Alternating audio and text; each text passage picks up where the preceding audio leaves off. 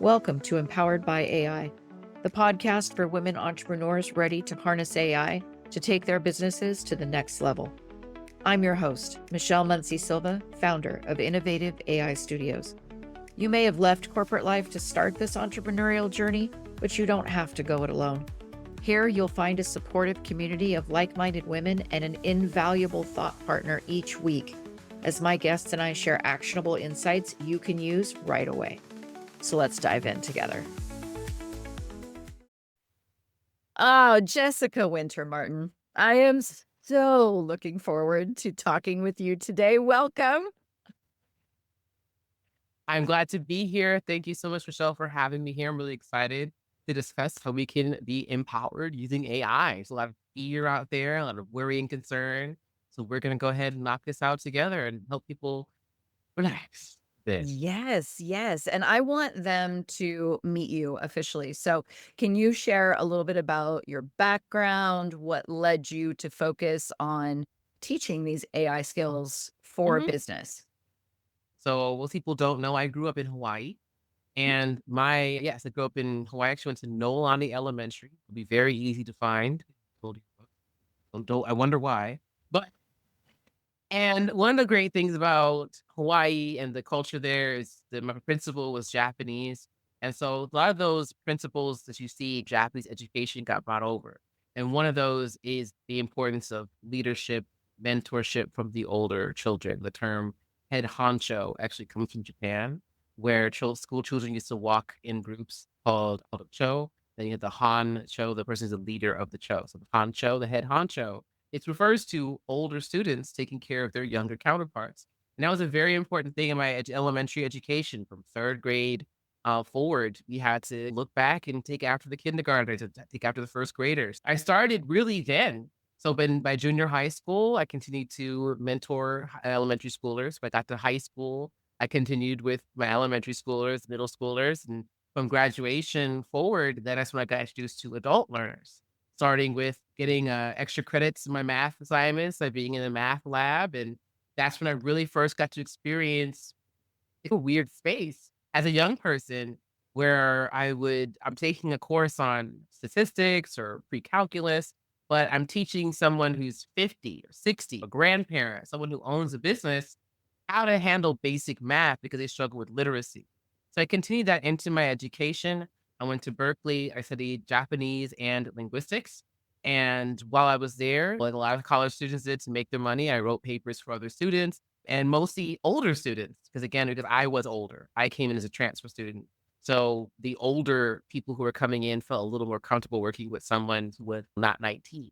And that's when I started helping graduate students refine their English skills.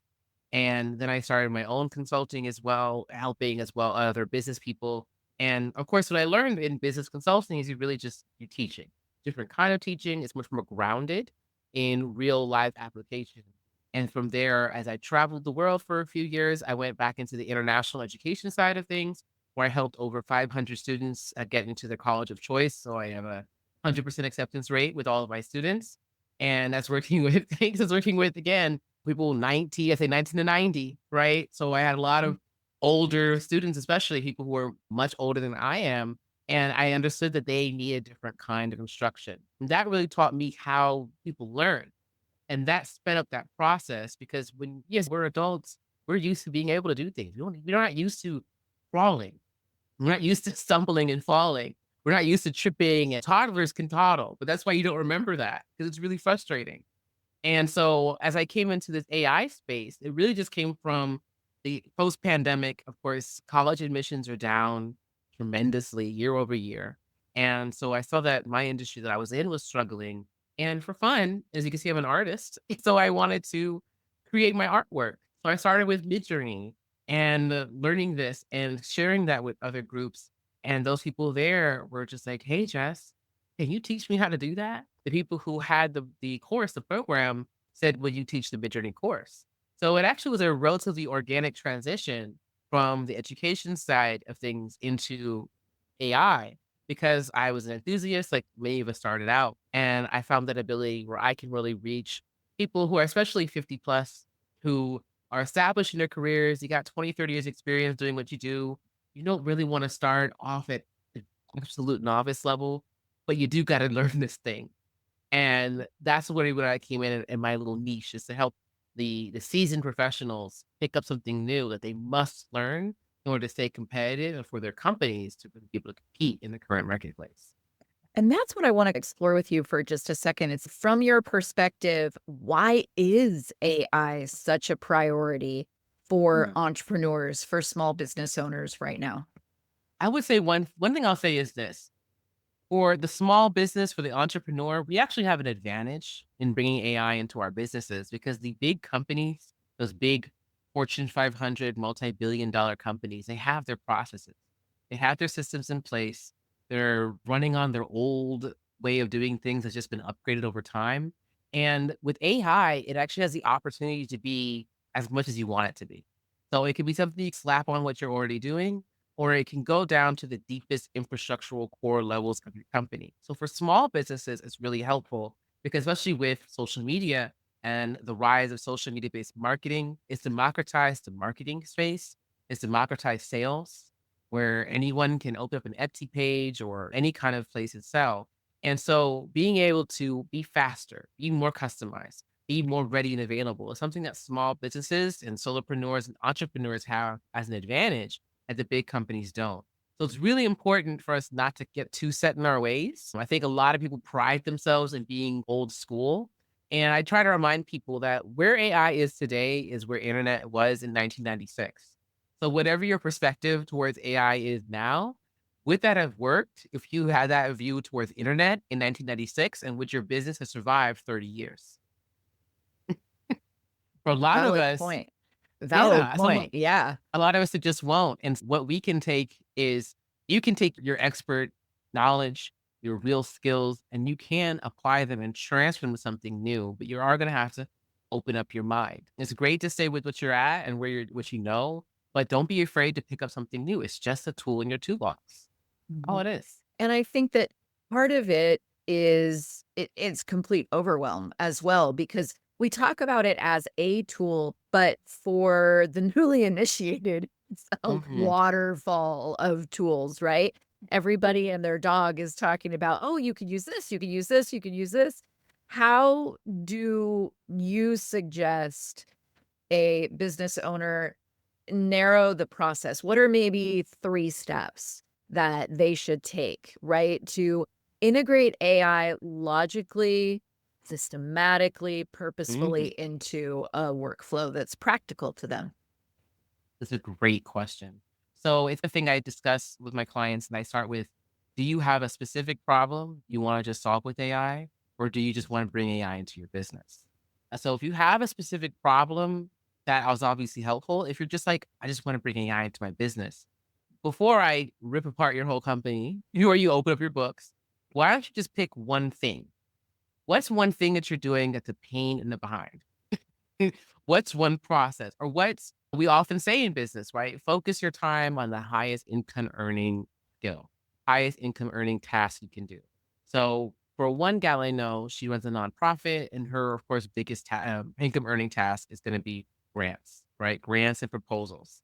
So for her, it's not anything else that she needs to really focus on. It's just that. Great. Then I'll say, what's your process like before you write a grant? What's your process like before you write a proposal? What takes the most time? So it's up to you to kind of figure that out. But it's like really the whole thing is such a long process. Every single thing, going through the grants, finding the right one. Then I got to think about what to do and how to make my company look like it's doing what I want to do. Okay, great. Maybe what I can do for you is help you create like an agent or find one that already exists that can just source grants. Why don't we start there? How about a grant searching tool? And then showing her how to do that, or I'll do it for her. And then in this one in particular, she wanted to do it on her own. That's fine. So I just did a little course for her, a little one-on-one. I taught her, here's a way we can make an agent for yourself. Then apply the grant. The next part is once you've gotten the grant, how do you respond? Well, here are certain programs. For example, I always like to say when it comes to large language models, the LLMs, since so many of them are free, or at least have a free version, I have one window I always keep open that has all of them in it. That's Chat, Grok, Claude, Perplexity, Quen. DeepSeek, all of those models, Gemini, of course, those use Copilot, you've got that. Create one little window and ask it each one of them a simple question. Ask each one of them your question and see which one gives you the best answer. Then, if you have a follow-up question, ask them all that same follow-up question. Because what I found is a simple example is Perplexity is the best, I think, researcher. It's a great, maybe graduate level, high level. It doesn't check Wikipedia. It doesn't do social media or Reddit. It goes off of kind of institutional sources. So it's really useful if you really want that hard data back. And because it's on the internet, you're getting up-to-date information. Whereas the other models they're not quite up to date. So that one's great for that. If you want something to be reformatted for you, personally, I like Gemini for that. Gemini as well as Claude. Those are really good reformatters. They're really good ones to take, or to take the grant, the RFP, and to submit to that RFP, for example, to Claude and say, hey, Claude, what are the real questions here? What are the real ideas to pull from text? ChatGPT is the strategizer. That's the one you ask, hey, how should I approach this? What are names for this idea? What are names for this program? What's your idea buddy? It's your expert that you go to that's just like an expert in all things. I say ChatGPT is that guy that's in your college library, that one that never closes. That at least mine had that. We have Stacks, a 24-hour library. Think of ChatGPT as that librarian, but they don't have the books. It's just that guy as you can talk to. So he's already known all the books. He's used to graduate level knowledge, but he doesn't know everything with everything. And he lives in that little library, so he never sees light. So that's a good person to talk to just to bounce ideas off of. That's your wall. But you're not going to talk to that guy for real world problems because they're not in the real world. So then that's when you go to the other models.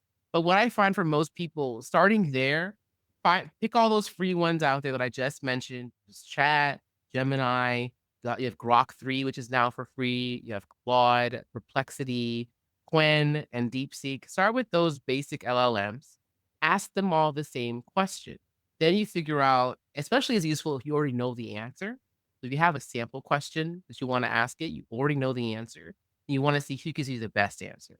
That's how you decide what's best for your use case. That's what's going to help you figure it out. It just depends on your use case. Use it across all of the models. And then ask yourself, do I like these results? And that's how you figure out which one to use, which one is easier for me to use. So when I tell people who want to get into AI, how to start, and I tell my clients the same thing. You need to have a budget for AI for every month. I recommend starting at about $200 per month, maybe $100, depending on what you have to spend as an enthusiast. Put half of that aside for your regular subscriptions that you're going to want to keep. The other half is your play around, try something new, monthly trial kind of budget, right? And then set aside maybe one afternoon per week, a 2 to 4 hour block of time to just experiment. Whether it's a weekend, Sunday morning kind of thing, Thursday evening, afternoon kind of thing. Pick a time to spend some time to just try things out. That's how you can figure out how and where to bring it into your workflow. Is just take something you've already done. That way the pressure isn't on you to yield a result. But you need to have a high level, and this is the key words here, a high level of intellectual curiosity and openness to what you receive. And it's all about strategy. So that's why I say take some time. You do need to take a little bit of time out of your day because you'd be surprised. There are lawyers who are using Gemini every single day just to write emails and nothing else. There are other lawyers who are using Copilot to help them draft briefings. And there are other lawyers who are using tools like Notebook, like Gemini, like Claude to read the text, to read all the briefs. There are hundreds of pages. They use something like that to do that for them. So it's really, these are 3 different attorneys who are using AI every single day in completely different ways. So it's up to you to decide how to use it. But of course, it's not going to do everything for you. I think of AI as I like crafts. I like woodworking. So I think of a Dremel. If you're familiar with the Dremel at all, I know the handymen and the handy people definitely are. A Dremel can do just about everything. It can screw, it can drill, it can cut wood, it can cut metal, plastic, it can do so much stuff, but you're not going to get rid of your driver, right? You're not going to get rid of your drill or your hammer or your actual saw because you have a Dremel. But it does come in handy in a lot of little tasks. You can just whip that thing out and get it done. So think of AI as that way. It's a tool in your toolbox. It may have a lot of parts and pieces. It may have a lot of accessories that go with it, but it's not going to replace the skill of how to use it or all of your other tools. It's just an addition to your box. I love how you're coming at this from the idea of solving an existing problem. I've been having conversations with people, though, that have been recently unemployed or are Mm, transitioning careers, and mhm, they're thinking upskilling. And I'm curious what your point of view is. What are those top AI skills that they should mhm. focus on to become more employable? And then I'm really curious if you see any unique opportunities that are specific to women. Certainly. I'll start with that last bit first, which I'll say is for us ladies, one hand, it opens up the door when used properly to find a lot of opportunities that might have been gate kept by the good old boys club, right? AI and just technology in general, because we could do so much through Zoom, for example, it allows you to refashion yourself aesthetically. This is really me, what I look like. This is not an avatar. But if you want to, you can age yourself down. You can age yourself up. And I know there are people who subconsciously maybe not wanna work with me. I had this issue with, like, my age. People think I'm in my early 20s. Thank you, but I'm not. So, people might be confused, like, "Why is this 24-year-old talking about she's got 15 years experience?" Because I am a lot older than 24. But you can choose to how to present yourself and find those niches. You can find other women you wanna work with, and because of the way technology is being used, you can reach women all around the world if you so choose. So that's one good thing for us as women is that we can go everywhere. There's a lot of women who feel comfortable working with women, and women in the workforce aren't really going anywhere. Even if we are being let go a bit more than some of our male counterparts, as companies are being wired to roll back their DEI programs, then we get to know that, of course, women and people of color are the first one. Women, people of color, veterans, disabled. They were the bigger recipients of DEI more than Black people. Black people were fifth or sixth on the list of the biggest recipients of DEI. So when you realize that it's mostly white women who are the biggest recipients of DEI, and then the veterans, then disabled people, other groups in advance. So for these people who may have physical disabilities, things that get in their way, you can leverage AI to compensate for those differences because now you have something that can translate immediately for you, that can read body language, that can interpret things. So using AI in that right way. Insofar as upskilling, it obviously looks at what's your field, right? So I was speaking to a woman who is in graphic design in the art space, and she's, oh my God, I'm like afraid of AI. I'm like, I want to use it. It's taking away my field. I'm like, well, man, you're gonna have to figure it out. The AI is all over Adobe. So if you're a graphic designer, you're almost definitely using Adobe, which means AI is right in there. So instead of taking the time to scroll through and find the right stock picture for you, just make it, right? So how you upskill is going to start with what's your field. If you are, for example, in data analysis and data management, what a great space to use AI. So start, of course, with the basics, the LLMs, learn how to use it, become a prompt whiz. There's so many free certifications that are out there that you can get, and courses like by myself and others that will teach you many different skills. But then if you're working in data, then maybe take that time, upgrade your computer if you need to. You don't always have to. I'm running on 2 old laptops, and I have downloaded entire models onto them, open source models. Take advantage of programs like Chat, like Gemini. Google Labs is a whole studio you can use. It'll look at your screen. So just start there. YouTube University, of course, and use that to teach you. You can learn what an API is and how to use it and how to install it. You can learn how to code, but not by asking and making it a conversation. A lot of people forget that the first word in ChatGPT is chat. Ask it a question. Block that time in your schedule and pick a thing that relates to your field. Don't lean on it all the way, but knowing how to do that. Because a lot of times people just want to see your results. Most people don't really care anymore how you got there. They just want to know your results. And that's going to be your bigger thing is and one of the people I work with, a certain politician here, I'm on his team. And when we'll do events, we'll take pictures, we'll send it to our PR lady, and she'll say, "Hey, can you send me the comment that'll go on social media?" And I'm like, "Ma'am, just take the picture." And I've done the video. I pulled out my phone and supported myself. Like, I'm going to take this picture.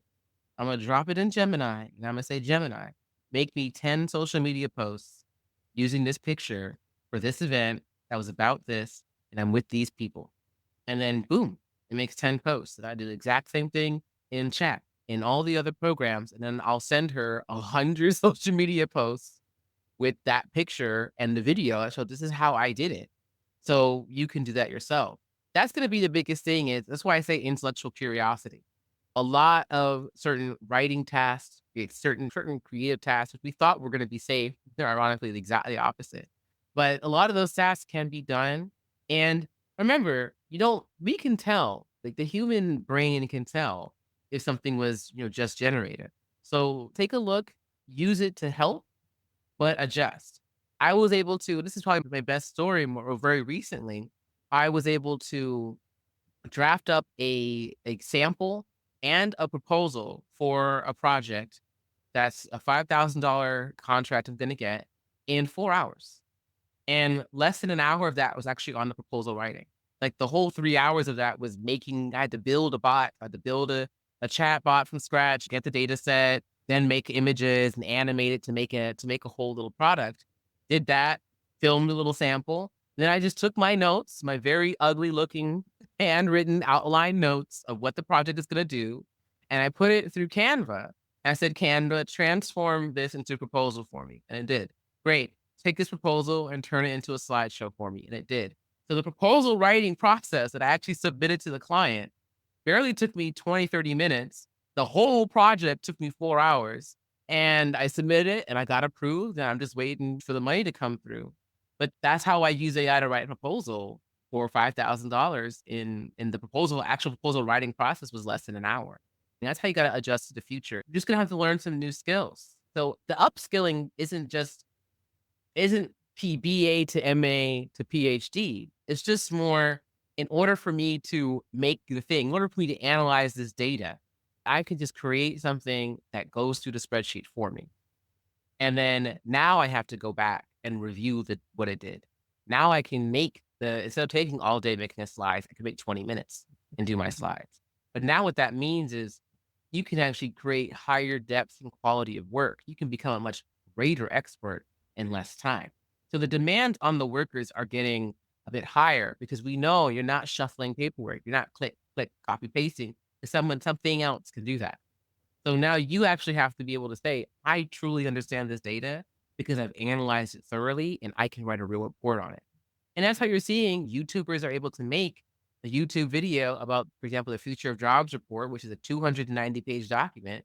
And how are they able to do this the day after it came out? Because they're using AI to review it. And I do the same thing. I put it in Notebook LM. I ask it to tell me what's going on, and it'll link exactly to the document so I can see where in the text it said that. And now I can read this 300-page document while asking questions to a bot that's only trained on my document, while I can listen to a podcast like this one that's being generated just about that document. So now I can go and tell people with confidence, yes, hundreds of millions of jobs will likely be lost due to AI. Hundreds of millions more will be created. If 90 million jobs are being lost, they're projected to create 177 million more. So if one company has said 300 million jobs may be lost worldwide, okay, there will probably be 500 million more jobs created. Every bit of data I've seen for the last 2 years has consistently shown that yes, while AI might take one job away, it tends to create at least 10% more jobs. The most conservative number has always been 10% more jobs. So if one job is lost, 1.1 jobs are created. That's the smallest number I've ever seen. So it's really promising when you think about it, that what can be created. It requires us to be more, I could say, intellectually curious. Right. And it That's the big one. reminds me of, so for example, I've always heard this story that it was nuns in private religious educational institutions that bemoaned the creation of the ballpoint pen. It was going to be the downfall of humanity, that you no longer had to dip said quill into ink and then write. You had skipped a step. And so therefore you were lazy. Downfall of humanity for sure, the ballpoint pen. Having somewhat recovered from that, I think we can honestly say that each new disruption, Right. no matter how small it may be, no matter how incredibly huge it may be, has those people saying, okay, Always. this is the downfall of society. This is it. We're no Yeah. longer expecting fill in the blank. And Pessimists are always there. right, that fear, right? That fear that AI might be replacing the thinking, or it might be replacing the effort. Because that's Mm, really what it is, right? If you don't have to it put in is. the effort to go figure out the strengths and the weaknesses and put them all in that essay, then you've lost somehow that ability to critically analyze. And so there is this fear that AI is replacing, and it's replacing something that used to be of depth. What I love about what I'm hearing from you is that Mm, we really need to shift that narrative. And it's AI as the ability to not only empower and democratize, but also to amplify the mm, space where you have skills and you're no longer doing those routine things. You're now having to, say, for example, present. You've got to be more human now or than ever yeah. because the AI just did the part that was rote. And I Mhm. love that you highlighted that because I think that's such a key piece that people often don't talk about when they're coming from that Mm. place of fear. I think even to and I don't mean to be any harbinger of doom, but to lean into that, there is some real evidence that shows that our youngsters, not to sound so old, but The the Gen youngins, Z, even Gen Alpha, the Gen youngsters that are Alpha. in school right now, there is unfortunately a negative psychological impact. That's why I press upon the educators to stop assigning essays, right? Because it actually is having a negative psychological impact. There are youngsters who are crafting essays in 20 minutes, getting their 99, 100%, 70%, 97%, but they don't know what the hell they did about, right? They never read Of Mice and Men. They just told it to write an essay about Of Mice and Men, answers these questions. They got it. It's done. Whereas the people who are actually reading the book and writing it themselves, they're getting the 80s, the 70s because they didn't thoroughly understand the concept. But the student can identify that person actually understands Of Mice and Men better than me. I don't know anything about that book. So that's why I say to the educators, you need to meet them where they are and find a way to encourage both sides. So from that critical analysis standpoint, it's up to, yes, you are be required to be another level of an expert on a thing because you can be an immediate expert. It's your job to sort through the data and figure out what's the correct thing to learn. So there is a real piece on that. And it's about how do you push individually? Those of us who are grown-ups, we grew up in a time where we had to do the hard work. And I think that's where some educators don't want to let that go. You do need to be more cognizant. And as parents, I'm a mother. So teaching our babies how to use the tools. I want to get back to that thing you said though about with the nun and the scribe, because that's a big thing I tell people now is that when the printing press was invented, nobody cared about the scribes who lost their jobs. And what happened to them? We don't know. What we know is that we all can read. A lot more of us can read because of the printing press. You don't think about that, but it was really hard to get writing. Someone had to not just know how to write, have the ink, the quills, or the pens, and the paper, or the papyrus, or whatever that was to write. That was a lot of work. That was a lot of money. That's why the wealthy could read. For my education, the first novel ever written was A Tale of Genji. That was written about around the year 1000. And what made that book so famous, it's a massive tome of a book, it's 52 chapters. And that's what made it so famous is that the author, she would write one chapter and then she would do a little party and she would sit and read it to the aristocrats. And then people would go tell that story. And then she had her little team would scribe what she wrote. And then only the royalty could afford to own the full tales of Genji, right? So that's why she had so many chapters. So it could be out. Now, anybody, you can download it for free online. You can get whose version do you want? So it's the same kind of thing that's coming on now with whatever we're creating, right? So that's something that we got to take advantage. Think about it that way. capitalizing on the tools, then exactly. And now you get to say from the top, you get to say, ask yourself, where's my bottleneck? What is preventing my growth? Right? What is stopping me from taking on more customers, more clients, more sales, or squeezing more money out of my customers? That's why I'm going to specialize more in education, educating people. But that's where how you bring that in, that upskilling and that transition. You say, you know what? Yeah, it's about it's like that intellectual curiosity. It's not just about how do I use AI?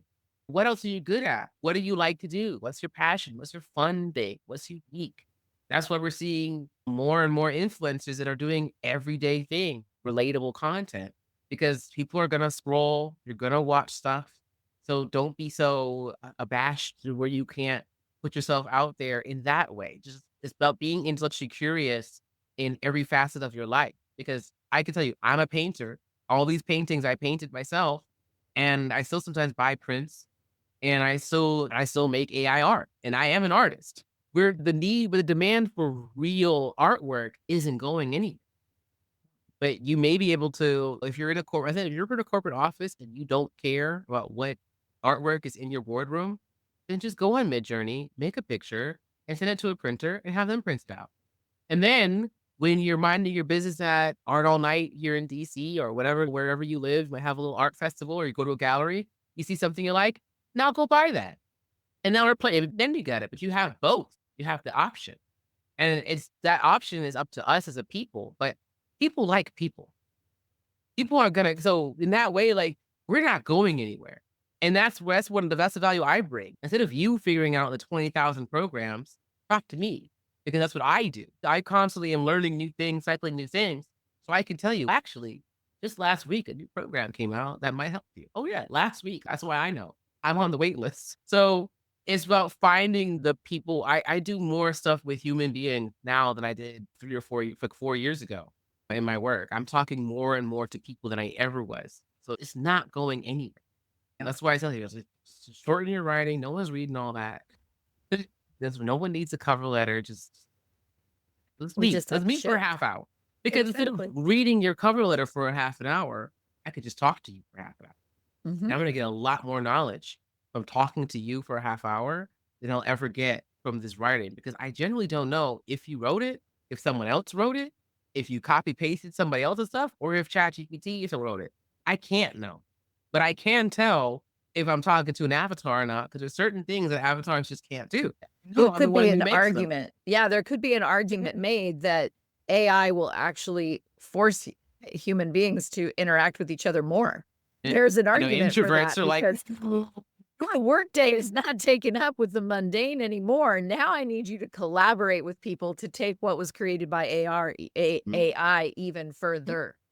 So if I'm sold on the concept, right? AI learning mindset, check, ready to go. What is one thing that our friends should do today to start leveraging AI in their business or career? My favorite tool is Notebook LM. It's notebooklm.google.com. If you have a Gmail account or you use a Google Workspace, you already have it.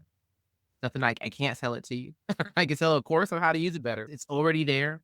I love Notebook LM because you can study, learn, and teach so much better. You can transmit information easier. A great example was a colleague of mine on a project I'm working on. I expressed to him, hey, let's do this project. This sounds like a lot of work. Like, how can we do this where it's not going to take a lot? Like, oh, I grab my phone. I have my little mics here, like these little lapel mics.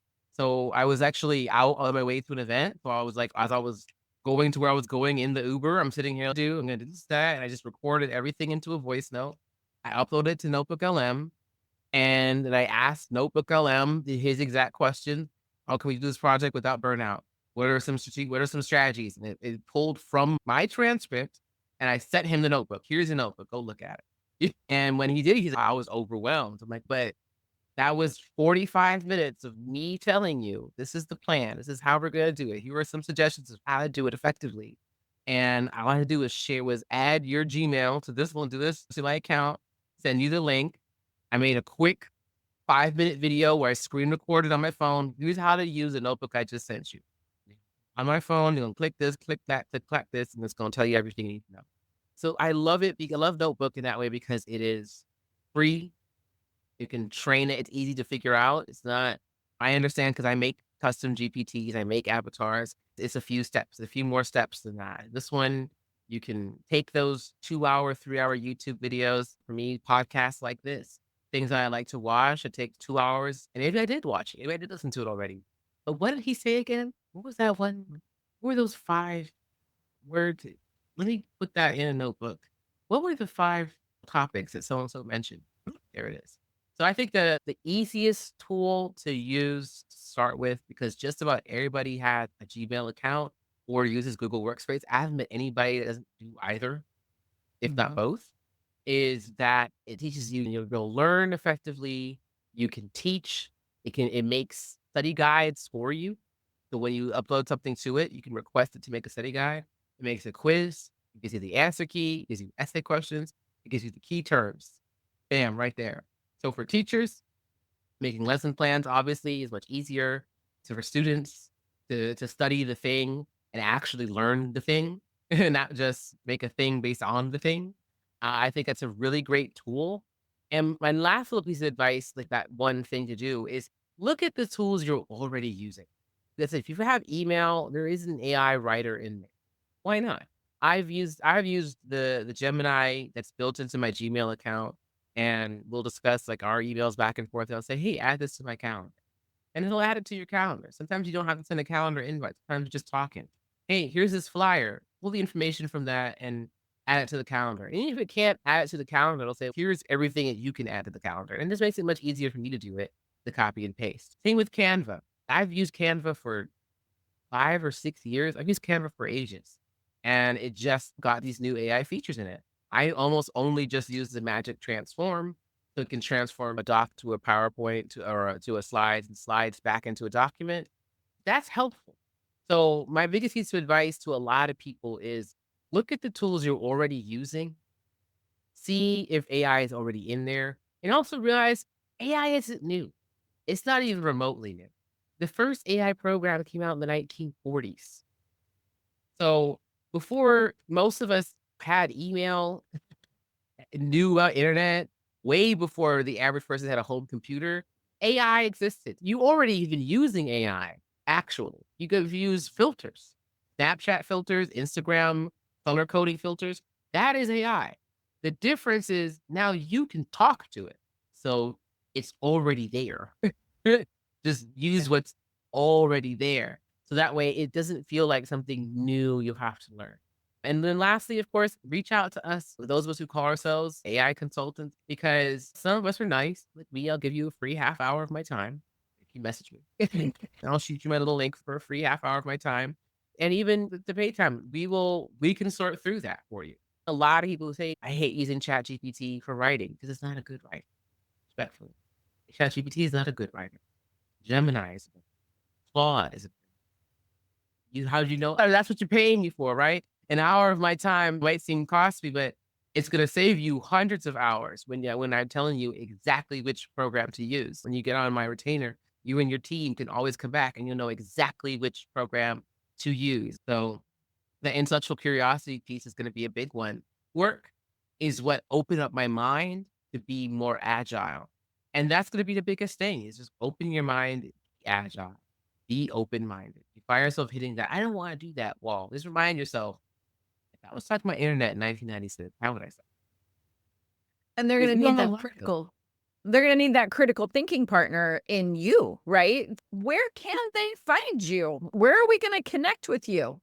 Yes. So I am the only Jessica Wynter with a Y Martin in the world, which makes me very easy to find. Not to sound too huffy and full of myself, but if you just Google Jessica Wynter Martin, 3 separate words, you'll find me on all the things.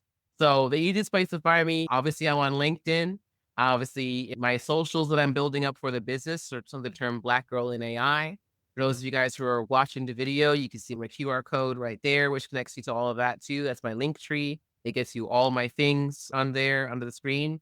That just looking up Jessica Wynter Martin with a YWYNTER you will find me on all the things, and especially on LinkedIn if you want to find me there. And if you want to connect, send me a connection request.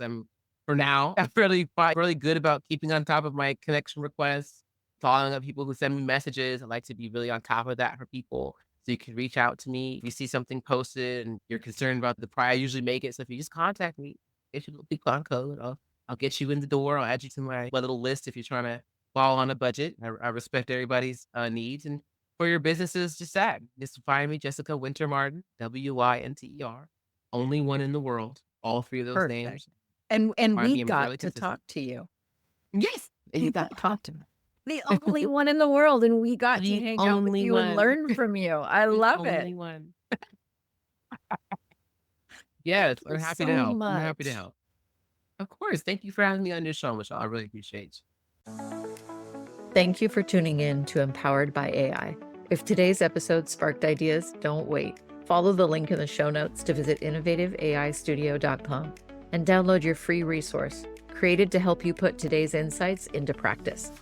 Be sure to subscribe so you don't miss out on future episodes packed with more tips, tools, and inspiring stories.